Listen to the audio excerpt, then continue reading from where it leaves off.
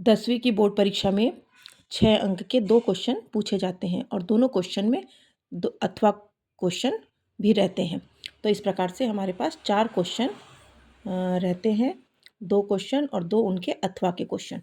तो इस प्रकार से हम यहाँ पर कुछ क्वेश्चन देखेंगे, 6 अंक के संभावित क्वेश्चन जो हमारे बोर्ड परीक्षा में पूछे जा सकते हैं।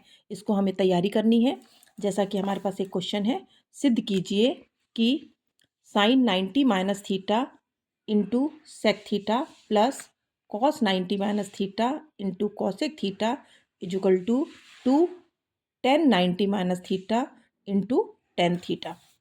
इसी प्रकार से हमारे पास दूसरा क्वेश्चन है, किसी स्तंभ के पाद बिंदु से 15 मीटर ऊंचे एक भवन के शिखर का उन्नयन कोण 30 डिग्री है तथा भवन के पाद बिंदु से स्तंभ के शिखर का उन्नयन कोण 60 डिग्री है, तब स्तंभ की ऊंचाई ज्ञात कीजिए। इसी में हमारे पास थर्ड क्वेश्चन है कि के का मान ज्ञात कीजिए जिसके लिए निकाय का कोई हल ना हो या दूसरा होता है अद्वितीय हल हो। यदि समीकरण निकाय हमारे पास दिया हुआ है के x plus 10y equal to 15 और सेकेंड क्वेश्चन है हमारे पास 8x plus 5y equal to 9।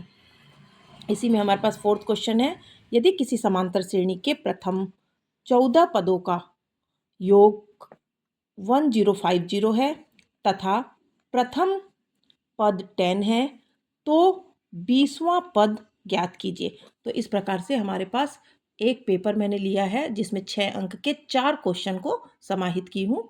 ये 4 क्वेश्चन की तैयारी करना है।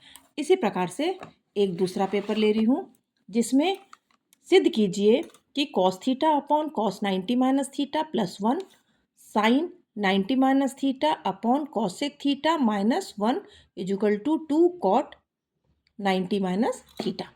दूसरा क्वेश्चन इसी में है, एक छोटी गुफा में कुछ खरगोश और कुछ पक्षी हैं जिनके कुल 35 सिर तथा 98 पैर हैं, तब पक्षियों और खरगोशों की संख्या ज्ञात कीजिए। इसी में तीसरा क्वेश्चन है, किसी समांतर श्रेणी के पीवे क्यूवे और आरवे पदों का योगफल क्रमशः ए बी सी है तो सिद्ध कीजिए कि ए अपॉन पी ब्रैकेट में Q minus R plus B upon Q R minus P plus C upon R P minus Q equal to 0। इसी का चौथा क्वेश्चन है, यदि किसी टीले के शीर्ष से मैदान में स्थित 2 मकानों का अवनमन कोण जो टीले के विपरीत ओर 30 डिग्री और 60 डिग्री है, तो यदि टीले की ऊंचाई 60 मीटर हो तब मकानों के बीच की दूरी ज्ञात कीजिए। तो इस प्रकार से ये 6 अंक के ये 4 क्वेश्चन हुए, सेकंड पेपर हमने लिया। इसी प्रकार हमारे पास एक थर्ड पेपर हमने ले रहे हैं जिसमें भी 6 अंक के 4 क्वेश्चन को मैंने लिया है। एक वृक्ष पर बैठे हुए मैना और कोयल की संख्या का अंतर 6 है।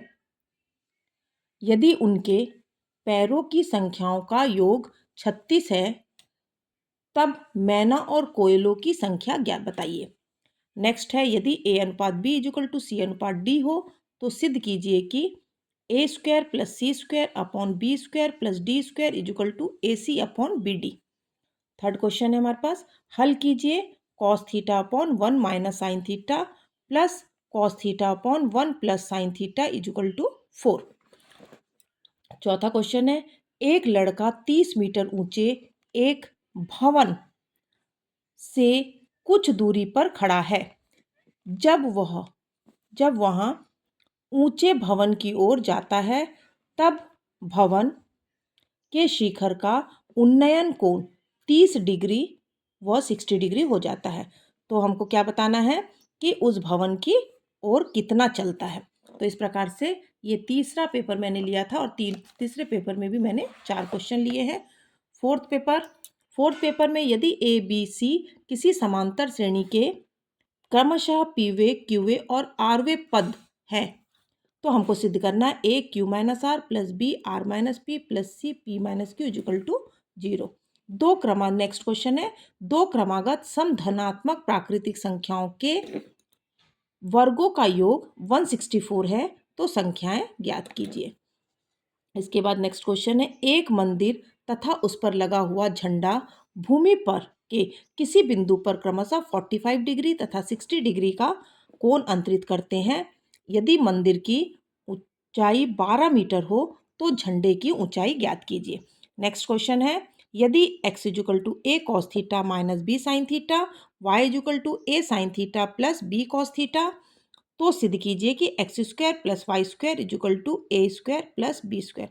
तो इस प्रकार से मैंने 4 पेपर इसमें लिए हैं और चारों पेपर में मैंने 4-4 क्वेश्चंस 6 मार्क्स के दिखाए हैं। इन क्वेश्चनों को, ये संभावित प्रश्न है, इन क्वेश्चनों को अच्छे से आप लोगों को प्रैक्टिस कर लेना है। बोर्ड परीक्षा के संभावित प्रश्न के अंतर्गत ये प्रश्न आते हैं।